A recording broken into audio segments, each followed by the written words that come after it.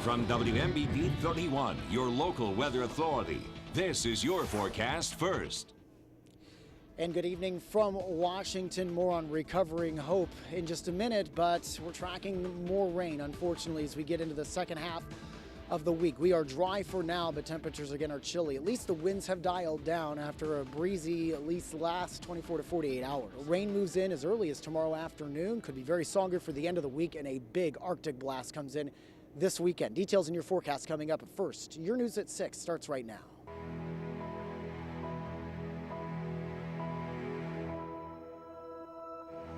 Last night was kind of rough, but today is a new day and everyone's good.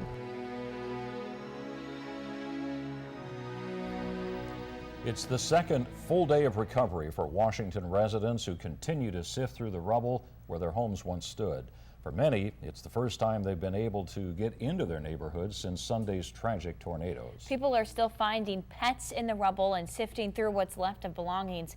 Here's what we know at this hour. The number of homes damaged in Washington has climbed to 1,000. The city still under a curfew of 6 p.m.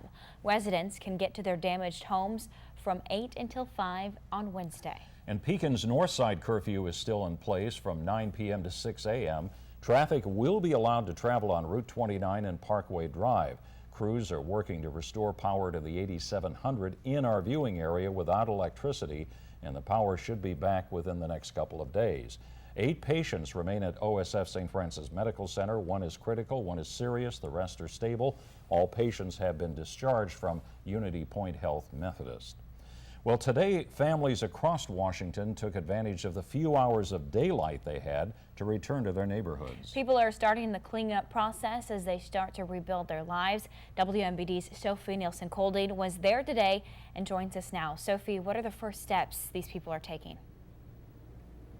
As I walked around some of these neighborhoods behind me today, there was one sound that was very clear: chainsaws. As you can see right here, a lot of downed trees, branches. Some of those are on top of people's houses, so people are just trying to cut them up, move them away so they can start digging through their things, seeing what's left of their pre-tornado lives.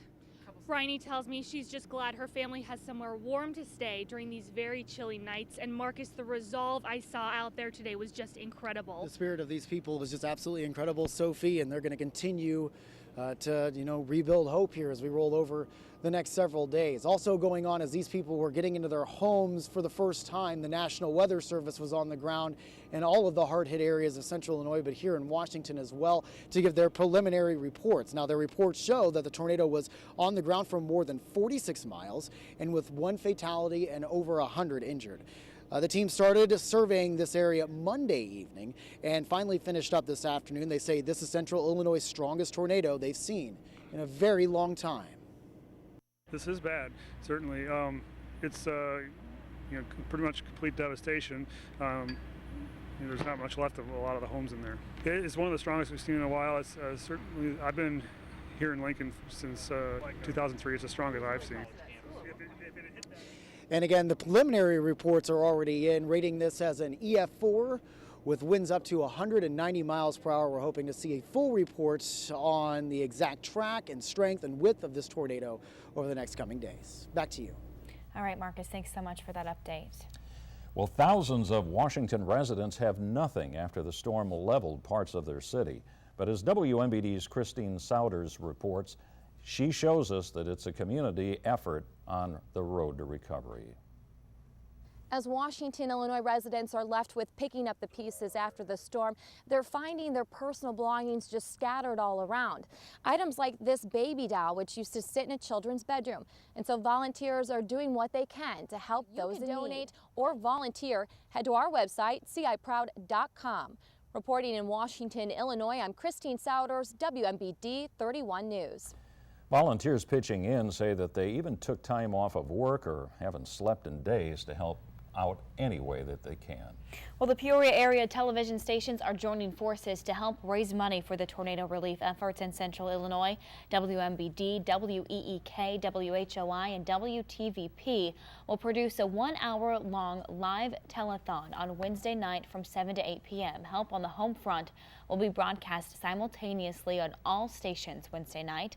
WMBD's Bob Larson and myself will join WEEK's Tom McIntyre and Ashley McNamee as hosts of the event. We're coming together to rebuild hope for central Illinois. Also, starting at 6 a.m. Wednesday morning, WMBD 31 will be live from the American Red Cross all day long, helping raise money for tornado victims. So join us all day Wednesday for tornado relief, and we'll be right back with more Rebuilding Hope coverage. But first, Marcus.